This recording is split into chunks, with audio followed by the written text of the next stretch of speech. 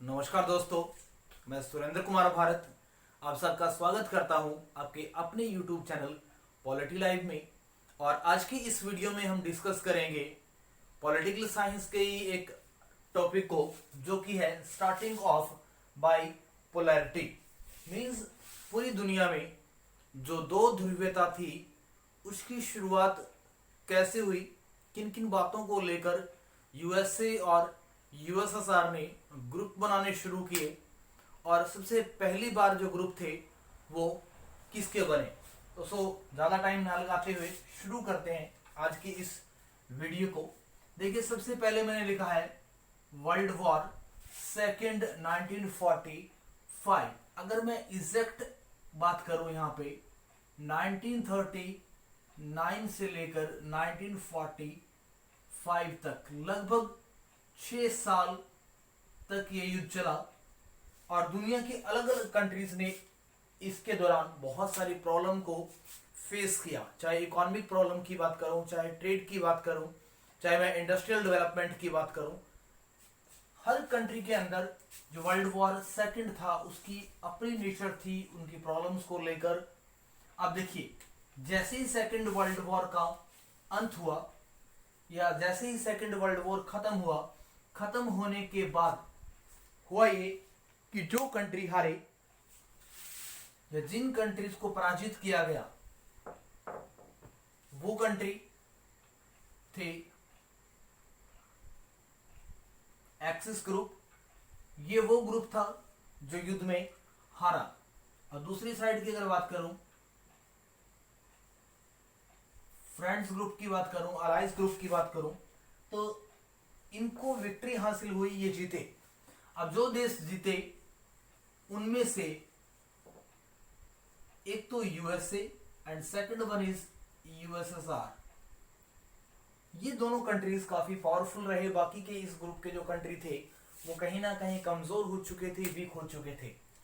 अब देखिए, second world war के बाद में ये अपनी कंडीशंस को लेकर, अपनी कुछ बातों को लेकर इनके बीच जो पॉलिटिकल रिलेशन थे वो बिगड़ने लग गए, डिप्लोमेटिक रिलेशन थे वो खराब होने लग गए। सो धीरे धीरे यूएसए और यूएसएसआर ने, किसने, यूएसए और यूएसएसआर ने अपने ग्रुप जो था वो बनाना शुरू किया। अब क्या किया, यूएसए ने अपने टाइप के लोगों को ढूंढना शुरू किया, यूएसएसआर ने भी अपने तरीके के कंट्रीज को ढूंढना शुरू किया, और दोनों ने क्या किया, अपने जो ग्रुप्स थे वो बनाने शुरू कर दिए। अब देखिए, जब दोनों ने ग्रुप बनाने शुरू किए तो दोनों ही कहीं ना कहीं एक दूसरे की क्रिटिसाइज कर रहे थे, आलोचना कर रहे थे। यूएसए ने क्रिटिसाइज करना शुरू किया किसको, यूएसएसआर की पॉलिसी को, यानी यूनाइटेड स्टेट्स ऑफ अमेरिका जो था उसने आलोचना करना शुरू की, क्रिटिसाइज करना शुरू किया किसको, यूएसएसआर के पॉलिटिकल सिस्टम को, इसके इकोनॉमिक सिस्टम को, इसके ट्रेड सिस्टम को, इसके सिक्योरिटी सिस्टम को, इसके आर्मी के सिस्टम को। मींस जहां जहां यूएसए को लगा कि वो यूएसएसआर से ज्यादा बेटर है, तो उसने क्या किया, उन सब कमियों को पूरी दुनिया के सामने इंटरनेशनल लेवल पे बोलना शुरू किया। अब इसी रीजन भी रिस्पॉन्स देना शुरू किया किसने, यूएसएसआर ने। तो सेम जो यूएसएसआर था इसने भी ऐसा ही किया, उसने भी आलोचना करना शुरू की किसकी, यूएसए की, उसके पॉलिटिकल सिस्टम को लेकर, उसके गवर्नमेंट सिस्टम को लेकर, या जहां जहां यूएसएसआर को लगा कि वो यूएसए की आलोचना कर सकता है, उन सब जगहों पे उसने क्या किया, यूएसए के चाहे स्ट्रक्चर की बात करें, चाहे उसके इकोनॉमिक सिस्टम की बात करें, चाहे ट्रेड की बात करें, हर जगह उसकी क्रिटिसिज्म करना शुरू किया। अब देखिए, अगर बात करूं उस टाइम की, तो नियर अबाउट 1950 के आसपास ये जो ग्रुप था वो कंप्लीटली डेवलप ये हो चुके थे। यूएसए का अपना पूरा ग्रुप बन चुका था, यूएसएसआर का अपना पूरा ग्रुप बन चुका था। अब दुनिया के सामने यानी जो नए कंट्रीज थे चाहे हम उनकी बात करें या फिर अलग अलग दुनिया के कंट्रीज की बात करें, पूरे कंट्रीज को 3 पार्ट में डिवाइड किया गया। Country first, second group and third. अगर मैं अकॉर्डिंग टू द डेवलपमेंट की बात करूं, means according to the development, if we categorise the whole world, then the categories are 3। First category में वो कंट्री आ रहे थे जिनका विकास हो चुका था, these are the developed countries. Second की अगर बात करो, डेवलपिंग कंट्री जो अभी विकास कर रहे थे, and third one is undeveloped countries. कि पूरी दुनिया को 3 कैटेगरी में रखा गया, अलग अलग कंट्रीज को। पहली टाइप की जो कंट्री थी जो ऑलमोस्ट डेवलप हो चुके थे, क्या हो चुके थे, जो अपना विकास कर चुके थे, उन कंट्री को फर्स्ट कैटेगरी में रखा गया। सेकंड कैटेगरी के जो कंट्रीज थे वो कंट्री थी जो अपने आप को डेवलप कर रहे थे, डेवलपिंग कंट्रीज। और थर्ड कैटेगरी की बात करूं तो थर्ड कैटेगरी में वो कंट्रीज थे जो अब भी अपने आप को डेवलप नहीं कर पाए, मींस वो अनडेवलप्ड थे। अब देखिए, इन्होंने अपने इंटरेस्ट के बेसिस पे क्या करना शुरू किया, ग्रुप्स में जाना शुरू किया। कोई यूएसए की साइड गया तो कोई यूएसएसआर की तरफ। अब देखिए, जो भी दुनिया के अलग अलग देश थे उनके सामने way to join one group, कि उनके सामने रास्ता था, सिर्फ एक रास्ता था कि वो क्या करे, ग्रुप को ज्वाइन करे। ये बात मैं कर रहा हूं कब की, 1945 के जस्ट बाद में। अगर अगले 5 सालों की बात करें तो इस टाइम की बात करूं कि दुनिया के जितने भी देश थे उनके सामने एक ही ऑप्शन था, that is way to join any group of the world. They join USA group और they join the USSR group. तो 100 कंट्रीज ने क्या करना शुरू किया, धीरे धीरे इन ग्रुप्स को ज्वाइन करना शुरू किया। सो ज्वाइन करने का जो पहला जो हमें एग्जांपल मिला, that is first division in Europe join USA. पहला जो डिवीजन दिखाई दिया, या पहली बार हमें ये बात दिखाई दी कि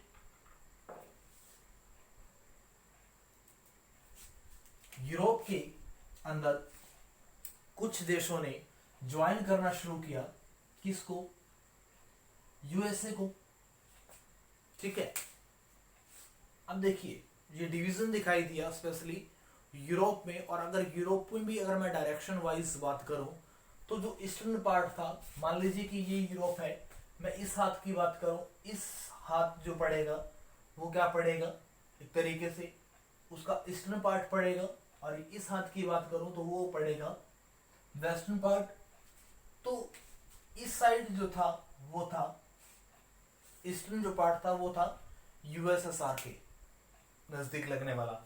इस अब मान लीजिए कि मैं इस पूरे सर्कल को यूरोप मान लूं, यूरोप की इस साइड के जो कंट्री थे उन्होंने ज्वाइन करना शुरू किया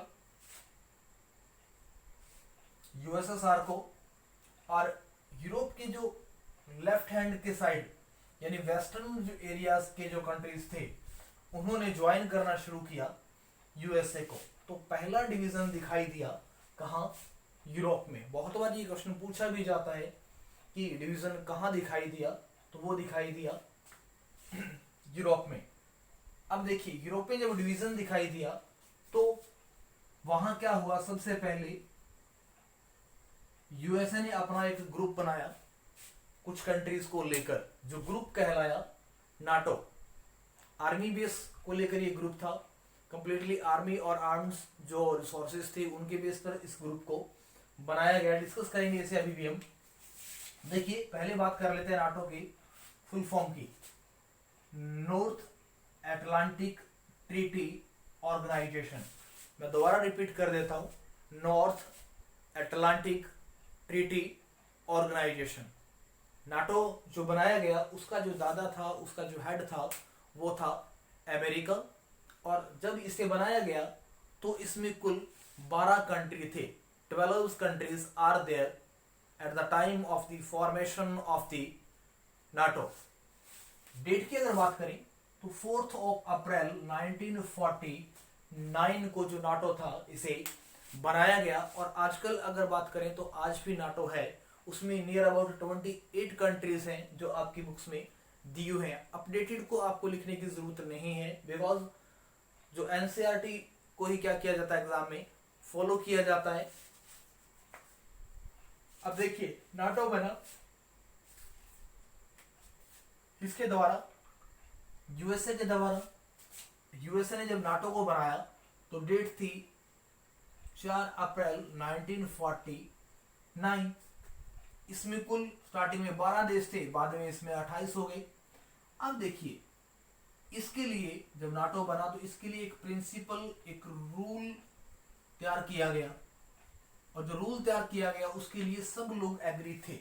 जो रूल था वो था अटैक ऑन 1, यानी 12 मेंबर में से अगर किसी एक पर भी अटैक होता है, मान लीजिए 11 कंट्री पे अटैक नहीं हुआ और एक कंट्री पे अटैक हो गया, तो ये 11 के 11 कंट्री ये समझेंगे कि उन पे भी अटैक किया गया है। So attack on one nation, it is understand attack on all nation, means एक देश पे किया गया जो आक्रमण होगा ये माना जाएगा कि सब देशों पे आक्रमण किया गया है।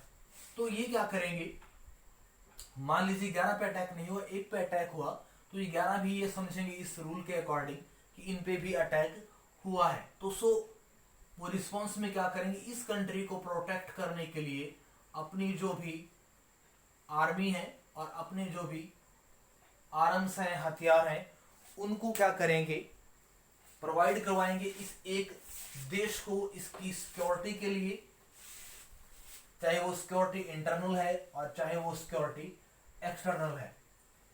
अब ये तो बात थी नाटो की कि नाटो आज भी है, स्टार्टिंग में 12 देश थे, अभी की बात करें तो लगभग 28 देश हैं। अब देखिए जब अमेरिका ने क्या किया, नाटो बना लिया, तो ऑब्वियस सी बात है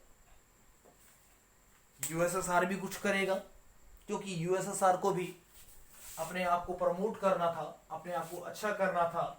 तो इसी तरीके से उसने भी, अब मैं यहाँ पे लिख देता हूँ एक साइड की यूएसए लगातार ग्रुप बना रहा था और दूसरी साइड यूएसएसआर वो भी ग्रुप बना रहा था। दोनों का काम क्या था कि अपने आप को पावरफुल करना किसी भी तरीके से, by the hook and by the crook, means कोई भी मेथड अपनाकर अपने आप को पावरफुल करना है, एक दूसरे से ज्यादा एक दूसरे को क्या करना है, नीचा दिखाना है। तो अमेरिका ने क्या किया, नाटो बनाया, इसके साथ साथ सीटो बनाया और सेंटो बनाया। अब एक काम करेंगे, जब भी आप ये वीडियो देखें तो आप सीटो और सेंटो की फुल फॉर्म लिखकर भेजें मुझे। इसके साथ साथ ये किस ईयर में बनाए गए थे आप वो भी मुझे भेजें, क्योंकि अब मैं इतना कोशिश कर रहा हूं, मैं इतनी मेहनत कर रहा हूं आपके लिए, तो आपकी भी थोड़ी बहुत जिम्मेवारी तो बनती है। कोई सीरियस ना लें इस बात को, कहीं ऐसा हो कि पूरे के पूरे लेटर लिख के मुझे भेज दें। अब देखिए इसी के रिस्पॉन्स में क्या करना शुरू किया, यूएसएस जो आर था उसने भी कुछ ग्रुप बनाने शुरू किए और उसने भी क्या किया, एक वारसा पैक्ट नाम का एक ग्रुप बनाया, और वो भी कहीं ना कहीं इस बात को लेकर था कि एक पर्सन पे या एक कंट्री पे किया गया अटैक सब लोगों पे अटैक समझा जाएगा। सो सब क्या करेंगे, कोलेक्टिव सिक्योरिटी की बात करेंगे, कोलेक्टिव रिस्पॉन्स की बात करेंगे। और वारसा पैक्ट बना कब, 14 मई 1955 को। ईयर बहुत इंपॉर्टेंट है और बहुत बार एग्जाम में ये पूछा भी गया है कि नाटो कब बना, सीटो कब बना, सेंटो कब बना, वारसा पैक्ट कब बना। इन चीजों के बारे में बहुत अच्छे से पूछा जाता है। इसके साथ साथ ये जो चारों ग्रुप्स हैं, इनसे रिलेटेड जो भी देश हैं, जो भी कंट्रीज हैं, आप उनको वर्ल्ड मैप पे जरूर देख लें। हालांकि मैं जो मैप से रिलेटेड जो वीडियोस हैं वो भी लेकर आऊंगा बहुत जल्दी, बट अभी एक बार नॉर्मल तरीके से आप उन मैप को ऑब्जर्व कर सकते हैं कि कौन सा कंट्री कहां पे है, क्योंकि बहुत जरूरी रहेगा ये भी। अब देखिए वार्सा पैक्ट बनाया किसने, यूएसएसआर ने, अपने आप को प्रमोट करने के लिए, और इसी रिस्पॉन्स में अमेरिका ने भी काम करना शुरू किया। तो धीरे धीरे दोनों कंट्रीज क्या कर रहे थे, यूएसए भी क्या कर रहा था, अपने आसपास जो भी कंट्रीज थे उनको उसने क्या करना शुरू किया, अपने साथ करना शुरू किया, ऐसा ही काम करना शुरू किया सेम यूएसएसआर ने। तो उनको साथ करने के लिए बहुत सारे प्लान बनाए गए, बहुत सारी योजनाएं बनाई गई। अब उन योजनाओं के अकॉर्डिंग पहला काम किया गया कि इन कंट्रीज को इकोनॉमिक एड प्रोवाइड की गई, मींस इन कंट्रीज को इनकी डेवलपमेंट के लिए पैसा प्रोवाइड किया गया। इनके साथ ट्रेड के जो रिलेशन थे वो प्रमोट किए गए। इन कंट्रीज के साथ पॉलिटिकल जो रिलेशन थे वो प्रमोट किए गए। इन कंट्रीज के साथ कल्चरल के जो रिलेशन थे वो प्रमोट किए गए। इन कंट्री के साथ साइंटिफिक जो रिसर्च थी उनके रिलेशन प्रमोट किए गए। अब देखिए जब आप छोटी कंट्रीज को हर तरीके से प्रमोट करने की कोशिश कर रहे हैं तो ऑब्वियस सी बात है कि वो आपके ग्रुप को ज्वाइन करेंगे, और ऐसी ही कुछ पॉलिसी बनाई गई यूएसएसआर के द्वारा। Same type of policy applied by the USSR अपने आप को प्रमोट करने के लिए। सो इसीलिए in response of this USSR promote relations with different countries. USSR ने अपने आप को पावरफुल बनाने के लिए कि मैं तो बहुत तगड़ा हूं भाई, मैं तो अमेरिका से भी पावरफुल हो जाऊंगा, इसके लिए उसने क्या किया, अलग अलग देशों के साथ रिलेशन स्ट्रॉन्ग करना शुरू किए, चाहे वो पॉलिटिकल थे चाहे वो ट्रेड की मैं बात करूं। तो इसके रिस्पॉन्स में हुआ क्या कि यूएसएसआर ने चाइना के साथ, कोरिया के साथ, वियतनाम के साथ और कुछ अदर कंट्रीज के साथ क्या करना शुरू किया, अपने रिलेशन को प्रमोट करना शुरू किया, अच्छा करना शुरू किया, ताकि in future if any type of war between USA and USSR, तो ये कंट्रीज जो है वो सोवियत रसिया को क्या करें, प्रमोट करें, उनको वेपन्स प्रोवाइड करवाएंगे, उनको आर्मी प्रोवाइड करवाएं। इसी बात को लेकर उसने क्या की, इनके साथ रिलेशन प्रमोट करना शुरू कर दिए। अब देखिए दोनों के बीच जो प्रॉब्लम थी वो लगातार बढ़ रही थी, दोनों एक दूसरे की क्रिटिसिज्म कर रहे थे, ग्रुप बना रहे थे, और इसी तरीके से धीरे धीरे टाइम जो था वो आगे की ओर निकलना शुरू हुआ। अब टाइम जो था वो 1960 की बात करें, इस टाइम का आ चुका था, और इस डिकेड्स में 1960 से लेकर 1970 के बीच इन 10 सालों में बहुत सारी चीजों को लेकर चेंजेस दिखाई दिए बहुत कंट्रीज के बीच, चाहे हम क्यूबा मिसाइल क्राइसिस की बात करें, कॉन्गो क्राइसिस की बात करें, अलग अलग तरीके के क्राइसिस हमने पहले भी देखे और इस डिकेड्स में भी देखने को मिले। बट इस डिकेड में दोनों कंट्रीज के माइंड में एक चीज आ चुकी थी कि वेपन्स के ऊपर बहुत ज्यादा खर्च करने से अच्छा होगा कि अदर जो पॉलिसीज हैं उनमें पैसा इन्वेस्ट किया जाए, ताकि लोगों की डेवलपमेंट होगी, इसके साथ साथ अपने आप को सुप्रीम दिखाने का भी मौका उन्हें मिलता रहेगा। तो इसीलिए हुआ क्या कि इन कंट्रीज ने कुछ ट्रीटीज का पूरा एक वीडियो आपको मिलेगा बहुत जल्दी। इसके साथ साथ देखिए जो यूएसएसआर था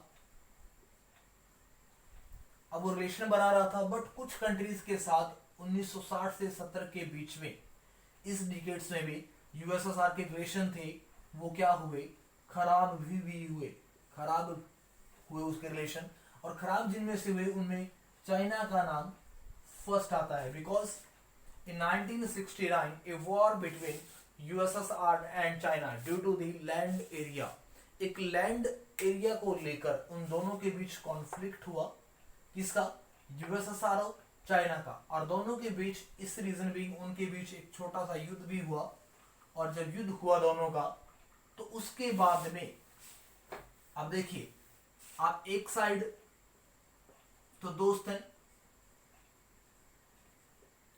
ठीक है, अब जब आपका युद्ध हुआ यूएसएसआर और चाइना के बीच युद्ध हुआ तो भी सी बात है चाइना ने सपोर्ट करना बंद कर दिया धीरे धीरे यूएसएसआर को, और कहीं ना कहीं उसने दोगली नीतियों के चलते यूएसए को प्रमोट करना शुरू किया, और धीरे धीरे कहीं ना कहीं जो यूएसएसआर था वो कमजोर होता चला गया। चाइना पहले भी दोगला था, चाइना आज भी दोगला है, चाहे हम कोविड-19 की बात करें या भारत के साथ रिलेशंस की बात करें। अब देखिए rise of the names third group of the world.